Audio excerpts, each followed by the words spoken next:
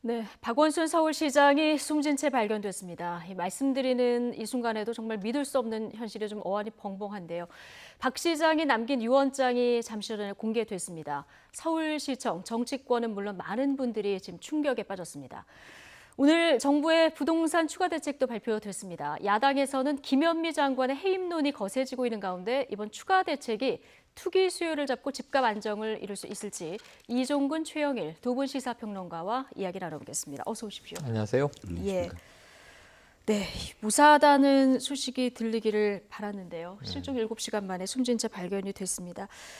빈소가 지금 서울대병원 장례식장이 마련돼 있죠. 지금 조문이 시작된 것 같습니다. 조문은 12시부터 받는다고 했으니까 조금 전에 시작이 됐을 겁니다. 5일장으로 발표가 됐고요. 예. 서울시장장이다 이렇게 이제 확인이 됐습니다. 예, 시민들은 따로 그 시청 앞에 시민들은 시청 앞에 분향소가 따로 있어서 예. 이제 시민들의 이 조문은 이 서울시청 앞으로 가시면 되고 뭐 가족과 지인들은 이제 서울대병원으로 가시게 될 텐데요.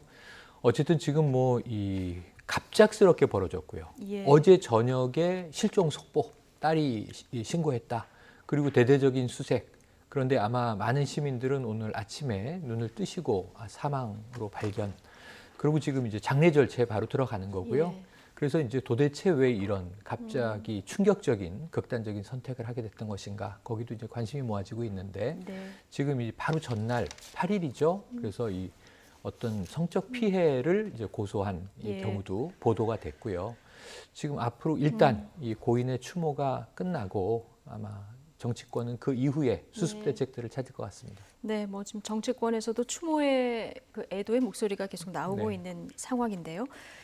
유언장이 유족들 동의를 얻어서 조금 전에 공개가 됐습니다. 이제 비서실장이 울먹이면서 아까 그 낭독하는 모습을 저희가 잠깐 봤는데 내용을 잠깐 보여주시면 내 삶에서 함께해 주신 모든 분들께 감사드립니다. 그리고 오직 고통밖에 주지 못한 가족에게 미안하고 또 화장해서 부모님 산소에 뿌려달라. 자, 모두 안녕 이런 글을 남겼습니다. 자필인 거죠. 네, 그렇습니다. 말씀하셨듯이 박원순 시장의 글체를 아시는 분들은 보자마자 박원순 시장이 직접 썼구나 하고 느끼실 겁니다.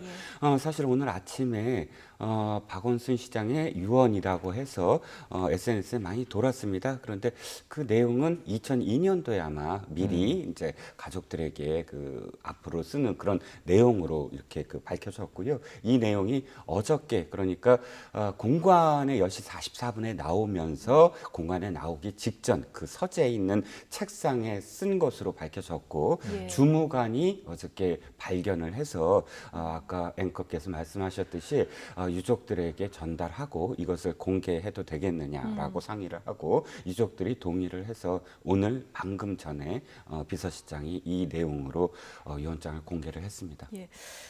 국민들이 정말 충격적인 게 사실 그제까지만 해도 그린 네. 뉴딜 정책 발표하면서 맞습니다. 굉장히 활발히 활동하지 않았습니까?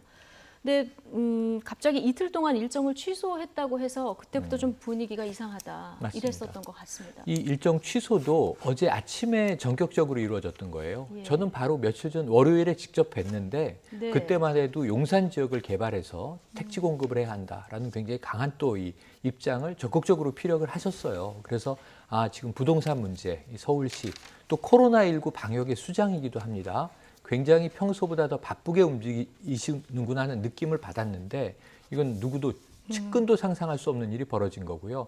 말씀하신 대로 이제 어제 오전에 10시 44분에 사실은 관저를 나선 것으로 예. 포착이 됐고 그리고 10시 53분경에 이제 와룡공원 북악산 입구 쪽에서 마지막 CCTV에 포착이 됐고 그리고 3시 때에 이제 핀란드 대사관 근처에서 지인과의 통화 후에 통신은 두절된 것인데 자 그런데 이제 일정을 어제 왜 갑자기 다 취소했을까? 원래 어제 일정이 많았는데 네. 어제와 오늘 일정을 몸이 좋지 않다라고 해서 다 캔슬했고요. 예, 워낙 일벌레로도 알려져 있는 분이라서. 뭐 밤에 잠도 안 주무시고 SNS 하는 것을 시민들은 다 공개적으로 많이 또 목격하기도 했습니다. 그런데 이 어제 오찬만은 이 정세균 국무총리와 약속이라 이것만은 지키려고 했던 것 같은데 예. 결국은 이 국무총리에게 직접 전화를 해서 너무 힘이 듭니다 하고 약속을 취소했다는 거죠.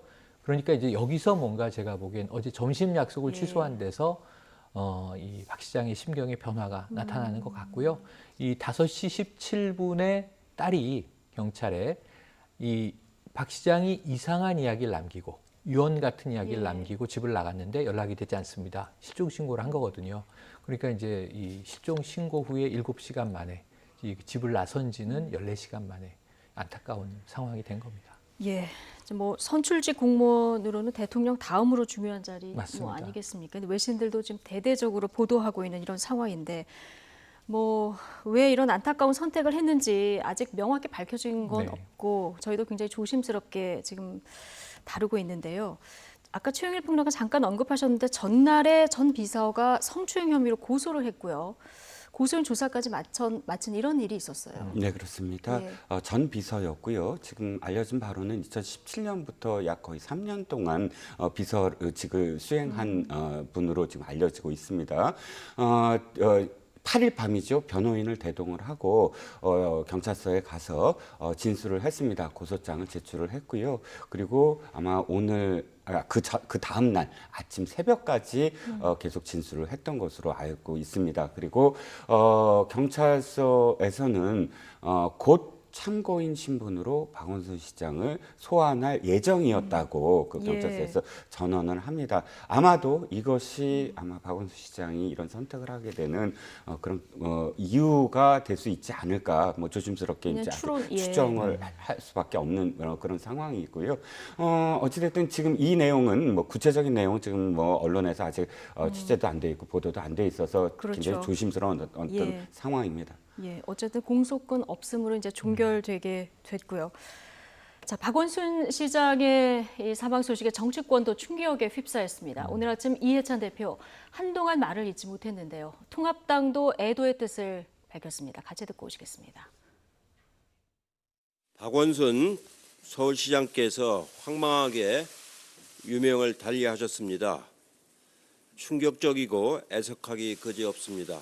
민주당은 평생 동안 시민을 위해 헌신하신 고인의 삶과 명예를 기리며 고인의 가시는 길에 추모의 마음을 바칩니다. 아울러 고인이 그렇게 아끼셨던 서울시정에 공백이 없도록 각별히 챙기도록 하겠습니다. 비극적 선택에 대해서 매우 안타깝게 생각을 합니다. 큰 슬픔에 잠겨 있을 유족들에게 깊은 위로의 말씀을 드립니다. 정치권도 오늘 최대한 말을 아끼면서 맞습니다. 애도하는 그런 메시지를 내고 있는데요. 이해찬 대표 한동안 말을 잇지 못하는 이런 모습 볼 수 있었습니다. 뭐 민주당 충격이 가장 크겠죠. 민주당 충격이 크죠. 지금 이게 서울시장 공백 사태, 이건 이제 정치적 또 행정적 측면에 큰 과제가 발생했고요. 일단 뭐 서정협 제1 행정부시장이 권한 대행을 맡기로 돼 있습니다만 어쨌든 그 빈자리는 굉장히 클 것 같습니다. 왜냐하면 리더십이라고 하는 것이 또 박원순 시장이 가져오셨던 특성이 있기 때문에 그 민주당은 이 문제도 크게 고민이 되겠고 그리고 지금 민주당의 지도부가 대다수 박원순 시장과 70년대부터 민주화 운동을 함께 왔던 동지들이에요. 대부분 이제 70년대면 이분들은 학창 시절이고 대학생, 80년대부터 본격적으로 우리나라의 인권운동, 민주화운동, 그리고 시민운동 이런 것들을 주도해온 분들이 지금 이해찬 당대표도 있고요. 고 박원순 서울시장의 경우도 있고요. 또 청와대에 들어가 있는 다수 인사, 문재인 대통령도 마찬가지입니다. 문 대통령도 인권 변호사 출신이시고. 그래서 이런 측면에서는 정말 동지적인 비애감이 지금 민주당을 감싸고 있다. 근데 아까 이제 이해찬 대표 표현에도 나오지만 이게 누구도 어제 오후까지도 예상하지 못했던 상황이기 때문에 일단은 모두 다 당혹한 겁니다. 뭐 예상 가능한 일이 닥치면은 미리 이제 계획도 있고 한 거지만 이거는 한 사람이 정말 황망하게 유명을 달리한 사건이기도 하거니와 너무 급박하게 하룻밤 사이 이루어졌다고 하는 점에서 이 공백을 어떻게 메꿀 것인가 또 사회 심리적인 트라우마도 발생하는 거고요. 집권 여당인 민주당은 지금 굉장히 큰 당혹감과 고민에 휩싸이는 게 사실인 것 같고 아마 장례 절차가 지나야 조금씩 수습되지 않겠는가 생각을 해봅니다. 3,180일 최장수 서울시장인데 뭐 돌아가서 학창 시절부터 보면은 학생 운동하다가 제명도 되고 그리고 그 이후에 뭐 재야 인권 변호사 또 뭐 시민운동가, 이렇게 서울시장, 그리고 뭐 대권 잠룡 후보로까지 이렇게 부상되는, 어떻게 보면 굉장히 입지전적이기도 하고 파란만장한 길을 걸어왔는데, 특히 시민운동에서 굉장히 굵은 발자취들을 많이 남겼습니다. 네, 그렇습니다. 이제 참여연대라는 우리나라에서 정말 시민운동의 어떤 상징적인 단체를 만들어냈고 거기서 굉장히 오랫동안 또 사무처장으로 일을 하면서 예. 상당히 많은 부분에서 사법개혁운동이라든지 소액주주운동이라든지 또 정치적으로는 그러네요. 지금 낙천, 정리를 해놓고 보니까 시민운동사에서 굉장히 중요한 일들을 그렇죠. 많이 주도를 하셨고. 낙선운동도 예. 하셨고요. 뭐 조그맣게 아주 미시적으로는 1인 시위라는 것을 뭐 발견해냈다 이렇게 좀 표현하고 싶은데, 네. 그러니까 시위에서 늘 이렇게 시위라는 거는 경찰에 신고를 하고 해야 되잖아요. 그런데 1인이 혼자서 자신의 어떤 의견을 이렇게 주장하는 예. 것은 법에 저촉되지 않는다라는 그것을 발견하고 스스로 1인 시위를 시작하신 법률가이기도 하시니까. 그럼요. 예. 그래서 1인 시위가 이제 완전히 그런 정착되는, 그러니까 개개인이 이렇게 그 뭔가를 주장하려고 할 때 그것도 사실 박원순 시장이 했다고 볼 수가 있고요. 그 이후 참여연대 이후에도 우리나라에서 새로운 어떤 운동들, 시민 운동들을 많이 발굴해냈습니다. 외국 같은 경우에 옥스팜이라고 해서 리사이클링 운동, 예. 그것을 우리나라에 구현하고자 아름다운 가게를 만들었고, 또 나눔 기부 운동을 정착시키고자 아름다운 재단을 만들었고, 또 하나 더 말씀을 드리면 싱크탱크, 그러니까 예. 우리가 이제 보통 전문가 그룹은 많은데 전문가 그룹들이 실질적으로 굉장히 개혁적인 어떤 그런 정책을 만들어내고 싶은데 그게 연결이 잘 안 됐거든요. 예. 그래서 독립적인, 그러니까 어디 기관에 소속돼 있거나 혹은 어느 뭐 기업에 소속돼 있지 않고 독립적인 그런 싱크탱크를 만들자라고 해서 희망 제작소를 만들고, 이 모든 것들은 사실 우리 그 시민 단체 운동사에서는 늘 남들이 안 가던 길, 남들이 안 만들던 것들을 만들어내서 정착시키는 그런 그 족적을 보였다고 할 수가 예. 있겠습니다. 이렇게 여러 가지 시민운동으로 박수를 받았고 결국 이제 정치권까지 입문하게 돼서 서울시장 지금 3선인데, 앞으로 서울시는 그럼 내년 보궐선거까지 네. 그 직무 대행 체제로 가게 되는 맞습니다. 겁니까? 약 권한 대행 10개월입니다. 체제로. 예. 내년 4월 7일 보궐선거에서 사실은 지금 이전에 이 오거돈 부산시장 사태로 부산 이 보선이 예. 가장 커진 상황이었는데, 지금 느닷없이 이제 서울시장직도 내년 4월 7일에 이제 보궐선거를 할 수밖에 없습니다. 일정상. 그렇게 되면 이제 약 10개월 동안 지금 아까 말씀드린 서정협 제1행정부시장 체제로 가야 되는 거고요. 오늘 이미 이야기를 냈습니다. 고 박원순 시장의 뜻을 받들어서 시정에 정말 차질 없도록 최선을 다해서 시정을 밀고 나가겠다, 이 얘기를 했는데, 하지만 그럼에도 불구하고 이제 10개월, 이게 길면 길고 짧면 짧습니다만 내년 이제 서울시장 선거는 또 치러져야 되는 일이 돼버렸고, 거기서 이제 어떤 변수들이 나올지는 알 수 없는 대목들이죠. 아까 이제 이평론가님이 말씀을 쭉 해주셨지만 인권 변호사, 시민운동가, 그리고 이제 본인은 정치인이라기보다는 오늘 이게 지난 밤 사이에 외신에서도 굉장히 크게 브레이킹 뉴스로 나가고 있는데요. 이 세 가지 단락으로 돼 있습니다. 처음에 이 죽음의 정황, 사망 정황, 왜 갑자기 이런 선택을 했을까? 두 번째로는 이제 박원순 서울시장은 어떤 인물인가? 이 서울시는 1000만 서울 시민의 행정을 책임져야 하기 때문에 사실 이게 세계적인 메트로폴리스가 아니겠습니까? 그래서 박원순 시장이 늘 나를 정치인으로 부르지 말아달라. 나는 행정가다. 이렇게 말씀을 하셨고요. 그리고 행정가이면서도 또 세계의 대도시의 시장들끼리의 포럼에서는 상당히 좋은 평가였어요. 그래서 이제 이러한 부분들이 국내 평가보다 왜 해외 평가가 더 좋다 하고 아쉬움을 토로하신 적도 많이 있는데, 그런 측면에서 이제 해외 뉴스에서 박원순 서울시장은 어떤 인물인가, 그리고 세 번째로는 유력한 차기 대권 주자다라고 이제 보도를 하고 있습니다. 예. 자, 지금 빈소는 서울대병원에 마련이 돼 있고요. 일반 시민들을 위해서는 서울시청 앞에 앞서 맞습니다. 전해주신 대로 분향소가 마련돼 있다는 점 다시 말씀드리면서 저희는 다음 주제로 넘어가 보겠습니다. 자, 정부가 오늘 오전에 세제와 금융, 주택 공급을 망라하는 부동산 대책을 발표했습니다. 과연 이번에는 제대로 약발이 먹힐 수 있을까요? 영상 먼저 보고 오시겠습니다.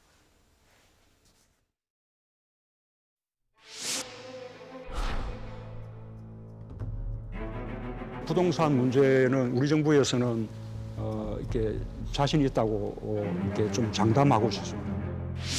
6 부동산 대책으로 6.17 부동산 대책 발표 이후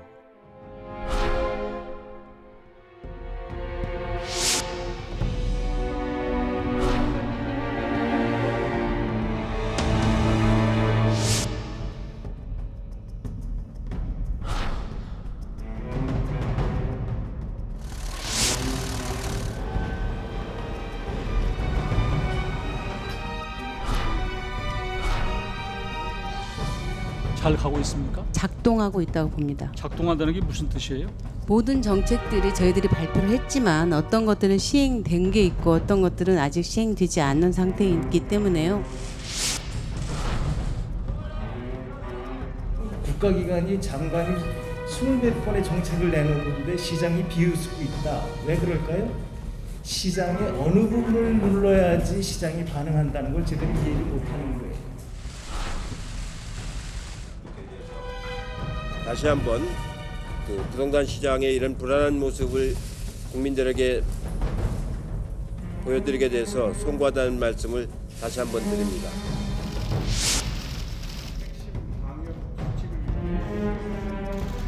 고위공직자들이 여러 채의 집을 갖고 있다면 어떠한 정책을 내놓아도 국민들의 신뢰를 얻기가 어렵다고 생각합니다. 백약이 무효일 수 있습니다.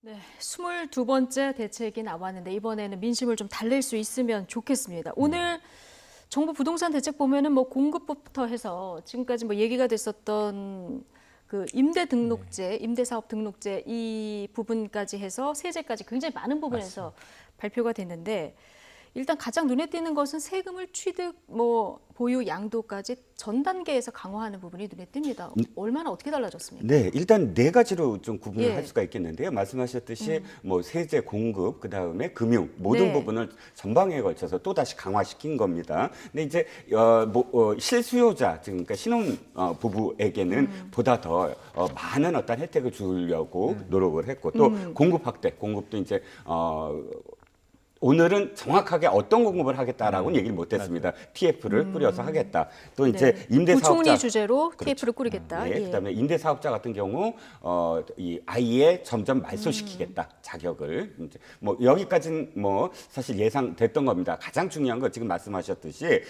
각종 취득세, 보유세, 양도세를 얼만큼 강화시키느냐 네. 그게 사실 초점이었거든요.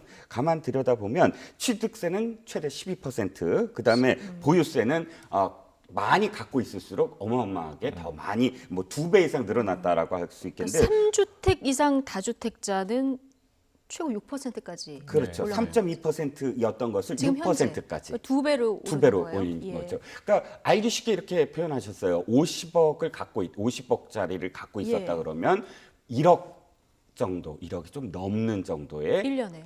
예. 예. 이 보유세를 해야 된다라고 했고 양도세 역시 사실 굉장히 높였습니다. 2년 미만의 단기 거래에서 40%에서 70%, 그러니까 60%를 부과하는데 지방세까지 합하면 최대 70%까지 네. 부과가 된다. 즉 취득, 보유, 양도 이 세 가지 측면에서 보다 강화된 그런 지금 정책을 오늘 발표를 하는 거죠. 그랬군요.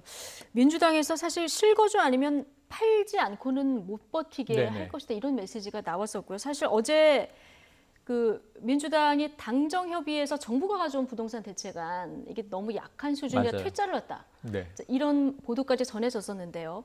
자, 이 다주택자에 대한 세금을 더 올리자는 게 지금 들으신 것처럼 여당의 입장이고 정부의 대책입니다. 하지만 통합당은 징벌적 과세로는 문제를 해결할 수 없다 이렇게 반박하고 있는데요. 함께 듣고 오시겠습니다. 민주당은 부동산 문제를 최대의 당면 현안으로 인식하고 비상한 각오로 투기 근절과 부동산 시장 안정화에 당의 모든 정책 역량을 집중하겠습니다. 일회성으로 끝나는 것이 아닙니다. 아파트 투기가 완전히 근절되고 집 없는 서민이 손쉽게 내 집을 마련할 수 있는 사회적 기반이 정착될 때까지 지속될 것입니다. 발표할 때마다 부동산 시장을 교란하고 이런 역효과를 내다 보니까 대책이라고 얘기하는 것이 옳은지도 잘 모르겠습니다. 세금의 전방위적인 인상은 매물이 잠기거나 또는 월세 부담 등의 전가를 한다든가 전월세 시장이 불안해지는 등 실수요자의 고통만 증가시킬 뿐입니다. 주택 공급도 확대할 수 있도록 규제를 과감하게 풀어주어야 합니다. 부동산 시장을 어떻게 해야 안정시킬 수 있느냐, 지금 여야의 시각이 굉장히 네. 다릅니다. 그 여당은 일단 세금을 강화해서 네. 다주택자들이 팔도록 유도하겠다 이런 정책을 얘기를 하고 있고, 통합당은 이건 세금 올리는 것만으로는 잡을 수 없다, 부작용만 가준다 이런 입장이거든요. 네네. 접근 방식이 완전히 다르죠. 완전히 다르죠. 그래서 이제 김종인 비대위원장이 이제 현 정부의 부동산 정책을 비판하면서 이번 대책이 나오기 전에 이미 조세를 제대로 이해하지 못하고 있다. 이건 시장 원리에 맡겨 하는 것이다. 예. 이렇게 이야기를 했는데, 그러면 이제 과거 역대 보수 정부는 실제로 집값이 하향 안정화된 예가 있어요. 예. MB 정부 같은 때. 근데 이때는 공급을 확대합니다. 근데 이제 이번 정부도 공급 확대는 병행해서 가는 거예요. 공급 확대의 필요성은 이야기하고 있는데, 이게 뭐 외곽의 신도시를 만든다고 되는 문제가 아니라 수도권 밀집 지역에 주로 청년층을 위한 공급처를 발굴해내는 게 앞으로 TF의 주요한 과제들입니다. 예. 그런데 이게 두 개 다 어느 것이 정답이다 이거를 논하기는 어려울 것 같아요. 꽝 잡는 게 매. 그러니까 결국은 집값을 잡아야 실효성 있는 대책이 되는 거거든요. 예. 이번 정부도 이제 여러 차례 나온 이유는 안 잡혔기 때문이다. 아까 그런 이제 비판을 야당이 하고 있는 거고요. 그런데 문제는 지금 공급으로만 다 해결할 수 있느냐. 일단 땅이 없는 게 문제고요. 수도권에 인구 절반이 있는데 더 발굴할 땅 자체가 한계가 왔고, 두 번째는 뭐냐 하면 우리나라의 주택 공급률은 100%를 넘습니다. 그러니까 1가구 1주택 이상이 공급돼 있는데 다주택 보유자가 있는 거고 무주택자가 있는 거예요. 살고 싶은 곳에 네. 주택은 또 모자라잖아요. 맞습니다. 그러니까 네. 지방으로 가면은 이게 또 부동산 가격이 양극화돼서 미분양도 많고 집값은 하락하고 있는 곳들도 부지기수예요. 예. 이제 수도권과 일부 지역만 과열인 거죠. 그래서 이번 정부는 어쨌든 핀셋 규제를 계속 강화하는 과정인데, 아까 이 야당 측에서 이야기한 결국 전월세만 올리는 거 아니냐, 이 실수요자가 더 고통받는 거 아니냐. 그러니까 이번 정책 안에 좀 그런 것들을 메꾸기 위한 디테일이 붙어 있긴 해요. 임대차 3법 반드시 통과돼야 한다. 김현미 장관도 강조를 했는데, 그러니까 지금 2년 계약 주기를 최대한 이제 세입자들이 4년까지는 살 수 있도록 보장을 하고, 그 다음에 그럼 전세값 올리지 않겠느냐, 5% 이상 못 올리게 하고, 그리고 이제 그것을 정확하게 신고를 해서 어떤 거래, 계약의 투명성을 좀 확보하자. 이제 이러한 부분들을 이제 보강하고 있는데, 그럼에도 불구하고 핵심은 아까 말씀하신 대로 이렇게 돼 있어요. 다주택자들에게 최대한의 고통을 가하는 거예요. 고통이라는 표현이 나왔습니다. 고통을 주어서 네. 결국 팔지 않고는 못 빼기게 해야 이 정책이 마지막에 가서는 예. 성공할 수 있는 거거든요. 근데 아까 이제 매물이 잠길 수 있다. 다주택자들이 가지고 있는 비싼 집을 내놓는다고 했을 때 네. 일반 서민들이 살 수 있습니까? 서민들이 바로 살 수는 없겠죠. 예. 당연히 그렇겠죠. 그런데 이제 문제는 그러한 풀리기 시작을 하면 이 기류를 만들어내는 게 중요한데, 풀리기 시작하면 아, 내가 세 채, 네 채, 다섯 채 보유해서 좋을 게 아니구나. 한 채 혹은 플러스 알파 필요하다면 이런 경우는 허용이 돼요. 예. 내 실거주 집이 하나 있고 가족이 전세로 들어가 있는 경우에는 허용이 되거든요. 네. 그래서 이제 그러한 부분들을 우리가 실제로 활용할 수 있어야 작동한다고 말할 수 있겠는데, 아직까지는 빠져있던 예. 부분을 이번 대책이 좀 최대한 틈새를 보완하기 위해서 강화됐다고 읽을 수 있겠습니다. 이런 신호가 뭔가 시장의 심리적인 안정을 좀 줄 수 그게 제일 있을 중요하죠. 것이다. 네. 예. 지금 작동 말씀하셨는데 네. 김현미 국토부 장관이 작동 발언이 굉장히 좀 곤란한 이런 맞아요. 상황입니다. 정책을 내놔도 집값은 안 잡히고 지금 가장 총괄해야 되는 국토부 장관이 이제 작동하고 있다 이런 발언을 하다 보니까 통합당에서는 뭐 경질해야 된다 이런 목소리가 나오고 있고요. 여권에서도 조심스럽게 지금 거치와 관련한 목소리들이 나오고 있는데 함께 듣고 오시겠습니다. 잘못이 있었죠. 예. 그 점은 인정을 해야죠. 인사는 대통령의 일이니까요. 네, 그렇죠. 함부로 말하는 것은 직전 총리로서 적절하지 않다고 생각합니다만 네. 정부도 여러 가지 생각을 하고 있을 것입니다. 정책 변화나 또는 어떤 국면 전환이 필요한 수도 있겠죠. 뭐 그런 부분도 고려해야 될 타이밍은 된 것 아니냐 이런 생각도 저도 있습니다만. 문재인 대통령 조속히 김현미 국토부 장관 해임하십시오. 그렇지 않으면 국회에서 해임 건의권을 행사할 것입니다. 그리고 경제 논리에 맞지 않는 반헌법적인 조치들을 강요해서 성난 민심을 수습하려고 하지 말라는 것을 경고합니다. 통합당은 명백히 이제 해임하라. 국민의당도 같은 지금 목소리를 내고 있는 것 같고요. 정의당도 뭐 사과해야 된다. 어제 이런 목소리가 전반적으로 정치권에서 나오고 있는 것 같은데요. 네, 그렇습니다. 통합당과 정의당 동시에 같은 목소리를 여당에 낸 건 참 드문 일이지 않습니까? 예. 그런데 해법은 좀 달라요. 그러니까 부동산 대책과 관련해서 해법은 다르지만 그러나 최근에 3년 동안의 부동산 대책은 잘못됐다라는 건 정의당과 정책은 실패했다. 정의당과 그다음에 통합당이 일치한 어떤 목소리입니다. 그렇기 때문에 사실상 김현미 장관을 해임시키라는 어떤 이유는 한 가지예요. 시장의 시그널을 달리 줘라. 그러니까 시장에 이게 지금 시장이 안정화된다는 건 어떤 의미냐면 이게 또 오르겠네라는 기대 심리가 이제 꺾이면 되거든요. 네. 더 이상 오르지 않겠네. 그러면 사실 호가라든지 이런 것들이 오르지 않겠고 그러면 자연적으로 투기꾼들은 사라질 게 아니냐. 집값이 이렇게 안 오르는데 투기를 할 수가 없잖아요. 그러니까 이런 그 시장을 안정시키는 기대 심리가 기대 심리를 바꾸게 만드는 데는 시그널을 보내야 되는데 22번의 시그널이 똑같은 시그널이었다. 예. 잡기만 하면 된다. 그러니까 세금을 계속 매기면 된다. 세금을 높이고 다주택자를 잡으면 된다라는 일관된 흐름이었는데 예. 그러면 일관된 흐름이 21번째 안 먹겠다는 거거든요. 예. 그러면 시장에 다른 시그널을 내라. 물론 통합당은 뭐 대통령이나 정부가 사과까지 하라고 하지만 사과까지는 아니어도 정책의 어떤 패러다임을 바꾸겠다라고 이야기하면 시장이 이 정부의 어떤 지금 대책이 바뀌고 있네라고 예. 여겨질 텐데 지금은 김현미 장관을 도리어 뭐 오늘 청와대에서도 뭐 경제 생각 없다. 또 뭐 오늘처럼 세금이라든지 공급이라든지 금융 이런 모든 것들을 통합해서 누가 지금 발표를 했냐면 부총리가 발표를 하잖아요. 그런데 그 대통령이 국토부 장관을 불러서 지시를 내리는데 세 가지를 아우르는 지시를 내리는 거예요. 예. 세제, 금융, 공급. 공급에 대해서는 국토부 장관을 불러도 되지만 뭐 세제를 강화하는 어떤 대책 이런 건 부총리를 불러야 되잖아요. 그러니까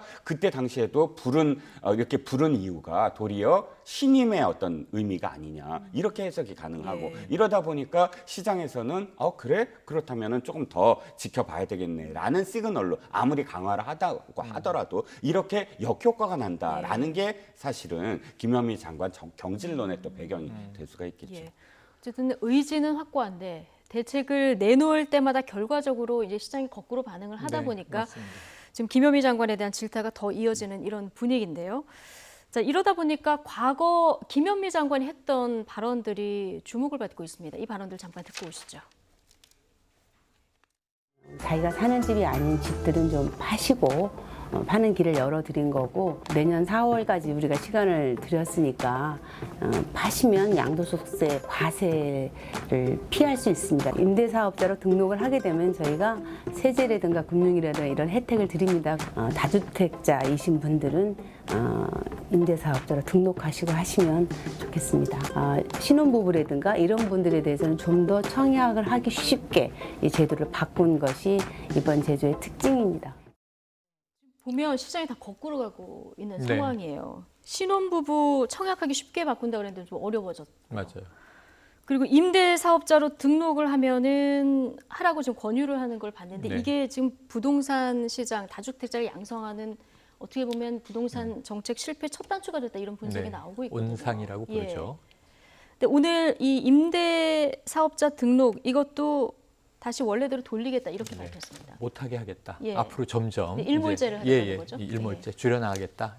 그래서 이 임대 사업자를 최근에 등록한 분들은 뭐냐? 불과 몇 년 전에 등록하고 정상적으로 세금 내면 거기에 대해서 우대해주기로 했는데 권유를 해서 한 건데. 그래서 우리를 지난 정부에서는 그런 게 있었지 않습니까? 이렇게 빚내서 집 사라. 예. 나중에 최경환 부총리가 그때 언제 우리 정부가 빚내서 집 사라고 했느냐? 이렇게 또 이제 말을 바꾸는 경우가 있어서 비난을 받았었는데 어찌 보면 이제 이렇게 보여집니다. 정부 초기에는 집값을 잡을 수 있다 믿고 상당히 좀 부드러운 톤으로 연성화해서 발표를 했어요. 정책의 내용은 일관적이에요. 사실은 네. 계속 고강도예요. 그럼에도 불구하고 처음에는 좀 유도하기 위해서 다세대 보유자에게도 집을 파시면 이런 게 좋습니다. 저런 게 좋습니다인데 안 먹히니까 이제 망치를 드는 거죠. 예. 안 팔면 혼날 거야. 지금 이게 어조가 바뀌는 상황이에요. 근데 이 흐름은 같은 방향이에요. 그리고 아까 말씀하셨지만 세제는 기재부기 때문에 김현미 장관을 긴급 호출을 대통령이 해서 긴급 보고를 받을 때 그 전에 이미 기재부에는 자 지난해 12월에 추진하다가 이 중단된 이 종부세 문제를 다시 올려라 21대 국회 그 지시는 먼저 내려졌습니다. 네. 그래서 기재부는 이거 9월에 준비하겠다 그랬는데 김태년 원내대표가 7월에 하겠다 민주당 예. 차원에서는 앞당긴 거예요. 그래서 당정의 협의 결과 오늘 발표가 난 건데 사실 김현미 장관 입장에선 저는 다소 억울함은 있을 것 같아요. 예. 열심히 이제 잡으려고 이제 뛴 거예요. 근데 문제는 시장이 안 움직였죠. 작동하지 않았죠. 그 부분은. 그런데 김현미 장관의 그 작동이란 발언이 상당히 문제가 돼서 그 발언 때문에 마치 해임을 시켜야 되는 것처럼 돼 있는 분위기는 조금 과열된 겁니다. 왜냐하면 그 다음에 김현미 장관이 설명하기를 지금까지 내놓은 대책 중에 시행된 것도 있고 아직 시행되지 않은 것도 있고 사실 오늘 나온 종부세는 6% 2배 가까이 뛴 거는 강화된 거지만 네. 5%까지를 지난해 연말에 냈던 건데 20대 국회에서 통과를 못 시켰던 거거든요. 그러니까 그것을 다시 가져다 하는 거예요. 그럼 이것은 원래 냈던 어쨌든 대책을 현재는 3.2%인 네. 거고요. 통과는 지난해 올리려던 게 안 통과됐고. 안 통과된 거죠. 그게 지금 현재는 반영돼서 3.2%. 예. 근데 지난해 12월에 올렸던 법안보다 종부세는 더 높이고 네. 강화가 된 거죠. 업그레이드를 한 겁니다. 더 강도를 높인 겁니다. 그래서 이제 다시 한번 밀어붙이는 거거든요. 그렇게 보면은 김현미 장관의 말처럼 지금까지 22번 냈다고 한 대책 중에 시행 안 된 것, 좌절된 것, 국회에서 계류되다가 폐기된 것들이 있어요. 네. 그걸 다 가져다가 지금 다시 또 밀어붙이는 거니까 이 시행된 것도 있고 안 된 예. 것도 있고 이게 종합적으로 작동하면 효과가 날 것 같은데 문제는 이제 그 뉘앙스는요. 국회도 책임이 있다는 얘기예요. 예. 그러니까 사실은 이 국토교통부가 낸 대책들이 다 추진됐느냐 그렇진 않다 하는 답답함이 그 이 작동 뒤에 이어진 말에 또 예. 묻어 있기도 합니다. 지금 심리가 불안하다 보니까 부동산 관련해서 굉장히 많은 부동산 은어들, 이런 신조어들이 등장을 했는데 네. 저희가 뭐 영끌 이런 말은 좀 정리를 해봤습니다. 네. 많이 들어보셨죠? 영혼까지 끌어모아서 대출을 받는다. 이 뭐 똘똘한 한 채 살 때 주로 사용하고 불인이도 많이 들어보셨어요? 부동산을 처음 배우는 어린이, 부동산 초보다. 자, 이런 얘기 있는데 청무피사라는 말도 있더라고요. 청약은 무슨 청약이냐. 청약 못 받는다. 프리미엄 주고 그냥 살아. 이런 말이라고 하는데 이런 현상 어떻게 보십니까? 일단 책을 좀 말씀을 드려볼게요. 저 서점가에서 조사를 한 그 데이터가 있습니다. 그 데이터에 의하면 6.17 부동산 대책이 딱 나오니까 일주일 동안 부동산 서적이 21%나 안 팔렸대요. 그러니까 어떤 의미에서는 21% 정도 이건 지금 투자하면 안 되겠구나 하고 이 효과가 있었습니다. 그런데 그 다음 주부터 일주일간 37%나 도리어 폭증을 한 거예요. 그 안에 폭증한 그런 그 책들 지금 계속 7월 첫 주까지 계속 이어지는데 이 서점마다 부동산 책들이 폭증하면서 제일 많이 팔린 책 인기 순위가 딱 보면은 콕 집어서 어느 지역에 오르나 뭐 알려주기 예. 뭐 이런 책들이에요. 지금 무슨 말씀을 드리냐면 시장에서의 받아들이는 분위기가 정반대로 완전히 가고 있다라는 게 여기서도 드러난다는 거예요. 예. 책을 읽고 투자를 하는 어떤 세대를 보면 20대에서 30대, 40대 미만이거든요. 다른 50대 이상이 책을 보고 막 한다기보다는 훨씬 더 책의 어떤 그런 흐름을 보면 그렇다면 신규로 그러니까 유동성도 풍부해지고 주식도 어느 정도 됐는데 그 돈을 어디에 투자할까 하는 20, 30대마저도 이제 뛰어드는 그런 양상으로 그러니까 신조어도 사실 20, 30대가 하지 40대 이상의 신조어를 즐기지는 않지 않습니까? 그런 양상을 지금 보여주고 있는 거다. 그런 상황이다. 할 수가 있겠죠. 오늘 갤럽 여론조사를 보니까요. 가장 유리한 재테크 방법이 뭐냐 네. 물어봤는데 여전히 아파트가 36%로 가장 높더라고요. 맞습니다. 예. 이게 제가 보기엔 핵심이에요. 아까 말씀하신 대로. 그러니까 지금 부동산 정책이 잘 됐다 잘못했다의 문제가 아니라 국토교통부만의 책임을 국토교통부 장관을 해임하면 이 문제가 해결될 문제가 아니라고 보는 거예요. 네. 아까 시그널의 측면에서 이평론가님 말씀하신 거 저도 이해가 돼요. 그래서 전 고위공직자나 뭐 청와대 라인 다주택자 팔아라. 솔선수범해라. 이게 지금 사유재산인데 왜 건드리느냐. 그 말도 맞는데 예. 지금 고위공직자들이 돈이나 명예냐 중에서 명예를 가지고 지금 이 국가적인 부동산 흐름에 좀 기여해줘야 돼요. 그게 심리, 사회 심리를 예. 주도하는 거기 때문에 그런데 지금 보시는 대로 더 큰 문제는 지금 젊은이들이 월급으로는 내가 돈을 못 모은다는 걸 너무 잘 알아요. 네. 어제도 제가 한 친구와 상담을 했는데 그럼 제가 허리띠를 졸라매고 이 푼돈을 모아서 저축으로는 증식이 안 되니 뭘 해야 되겠습니까? 주식입니까? 펀드입니까? 부동산입니까? 가지수가 몇 개 없잖아요. 조금씩 불입을 했을 때 부동산이 가장 크죠. 그런데 지금 우리나라의 부동자금, 김두관 의원은 뭐 3,000조 정도의 부동자금, 통상 우리가 1,500조 정도의 부동자금이 흘러다니고 있다 하는데 주식이라든가 다른 모든 투자처들이 메리트가 없다 보니까 결국은 불패신하는 부동산이야. 돌아오는 거죠. 그 돈들이. 그 돈들을 막아내야 되는 건데 그건 국토교통부만으로는 역부족이다. 그건 매우 종합적인 정말 이제 경제부총리 수준에서의 또는 금융당국이 다 붙어야 되는 문제다라고 보는 거거든요. 그리고 그것은 또 대통령도 어찌할 수 없는 게 시장 상황이 걸려 있는데 예. 코로나19로 지금 경제 성장률이 마이너스가 될 것이냐 말 것이냐의 다툼을 우리가 벌이고 있는 상황이지 않습니까? 그래서 이건 참 안타까운 경제 환경의 문제상 해결되지 않는 시점 기간도 존재하는 거예요. 그럴 때는 우리가 또 기다리기도 하되 어쩔 수 없이 이게 양극화를 심화시키는 쪽으로 돈이 흘러들지 않도록 막아야 하는 수단도 필요한데 지금 부동산은 이게 뭔가 플러스를 만들어내기 위한 예. 생산성 있는 대책이라기보다는 부동자금을 일정 부분 막기 위한 뚝을 쌓는 과정들로 이제 인식이 됩니다.